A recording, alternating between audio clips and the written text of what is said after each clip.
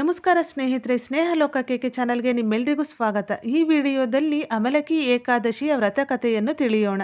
ಸ್ನೇಹಿತರೆ, ನೀವೇನಾದರೂ ಹೊಸದಾಗಿ ನಮ್ಮ ಚಾನಲ್ನ ನೋಡ್ತಾ ಇದ್ರೆ ಪ್ರತಿದಿನದ ವಿಶೇಷತೆ ಮತ್ತು ಪೌರಾಣಿಕ ಕಥೆಗಳಿಗಾಗಿ ನಮ್ಮ ಚಾನಲ್ನ ಸಬ್ಸ್ಕ್ರೈಬ್ ಮಾಡ್ಕೊಳ್ಳಿ. ಹಿಂದೆ ಯುಗಾಂತರದಲ್ಲಿ ಸೃಷ್ಟಿಯ ಪೂರ್ವಕಾಲದಲ್ಲಿ ಭಗವಂತನು ಆದಿಶೇಷನ ಮೇಲೆ ಮಲಗಿ ನೀರಿನ ಮೇಲೆ ತೇಲುತ್ತಾ ಯೋಗ ನಿದ್ರೆಯಲ್ಲಿದ್ದನು. ಅದರಿಂದ ಎಚ್ಚೆತ್ತು ತನ್ನ ಬ್ರಾಹ್ಮಿ ಮುಖದಿಂದ ಬಾಯಿ ತೆರೆದಾಗ ಒಂದು ಹನಿ ಎಂಜಲ ನೀರು ಬಾಯಿಯಿಂದ ಹಾರಿ ಭೂಮಿಯ ಮೇಲೆ ಬಿದ್ದು ಈ ನೆಲ್ಲಿ ಗಿಡ ಜನ್ಮ ತಾಳಿತು. ಸ್ವಲ್ಪ ಸಮಯದ ಬಳಿಕ ಅದು ಮಹಾವೃಕ್ಷವಾಗಿ ರೆಂಬೆಗಳ ತುಂಬ ಕಾಯಿ ಬಿಟ್ಟು ಫಲಪ್ರದವಾಗಿ ತೂಗತೊಡಗಿತು.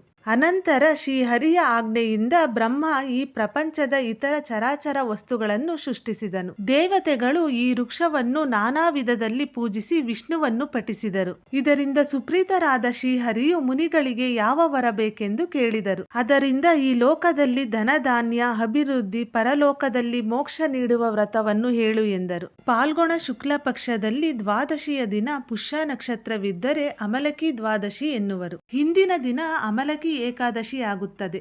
ಆ ದಿನ ಉಪವಾಸವಿದ್ದು ಮರುದಿನ ದ್ವಾದಶಿಯಿಂದ ಪ್ರಾತಃ ಕಾಲ ಪಾರಾಯಣ ಮಾಡಬೇಕು. ಆ ದಿನ ನೆಲ್ಲಿ ಮರಕ್ಕೆ 108 ಅಥವಾ 28 ಪ್ರದಕ್ಷಿಣೆ ಮಾಡಿ ನಮಿಸಬೇಕು. ಇದರಿಂದ ನಿಮ್ಮ ಆಕಾಂಕ್ಷೆ ಈ ವ್ರತದಿಂದ ಈಡೇರುತ್ತದೆ ಎಂದು ಹೇಳಿದರು. ಅಮಲಕಿ ಏಕಾದಶಿ ಅಂದ್ರೆ ಆಮ್ಲ ಎಂದರೆ ನೆಲ್ಲಿ ಗಿಡ.